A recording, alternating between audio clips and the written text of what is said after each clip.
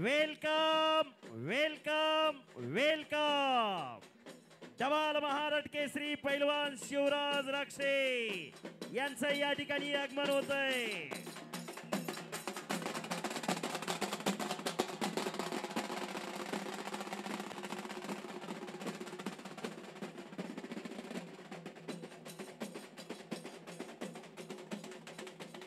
शाबास शाबास शाबास।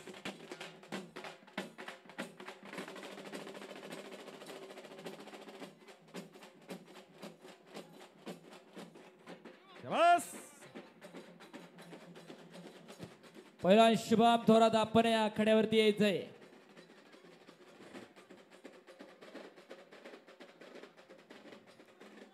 एकेरी कास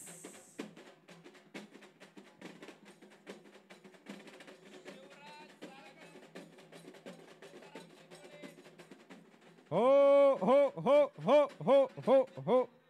हे पहा, हा खेड तालुका एका जिल्ह्याला महाराष्ट्र केसरीची गदा नाही, पण या खेड तालुक्याला 4 महाराष्ट्र केसरीच्या गदा।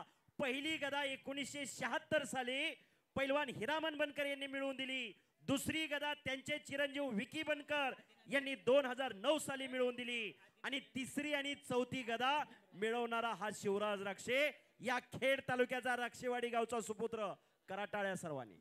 केजे सर एक मिनिट। आणि महाराष्ट्र केसरी ही महाराष्ट्रात मानली जाणारी स्पर्धा आहे। जागतिक कुस्ती स्पर्धेमध्ये या भारत देशाला 53 वर्षानंतर हिंद केसरी गणपतराव आंदळकर आबानंतर पदक कोणी मिळवून दिलं असेल तर या शिवराज राक्षे पैलवानी। कराटाळ्या पुन्हा एकदा। असा या खेड तालुक्याचा राक्षेवाडी गावचा सुपुत्र। आणि विशेष माहिती, या आळंदीत कुस्ती करिअर सुरू झालं दिनेश गुंड सरांच्या मार्गदर्शनाखाली। 5 वर्ष गुंड सरांकडे होता आणि पुढे आंतरराष्ट्रीय कुस्ती संकुलाला शिवराज गेला। असा एक इतिहास आहे। याच ज्ञानेश्वर हायस्कूलचा विद्यार्थी शिवराज राक्षे पैलवान। बरोबर। अजून काय राहिलं का? इथून गोकुळ असतात आणि नंतर आंतरराष्ट्रीय। हे पहा, आणि विशेष माहिती, पुणे महानगरपालिकेच्या क्रीडा अधिकारी पदी महाराष्ट्र शासनाने क्लास 1 म्हणून नियुक्ती केली। थेट नियुक्ती त्याच्यासाठी विशेष टाळ्या वाजवा जरा।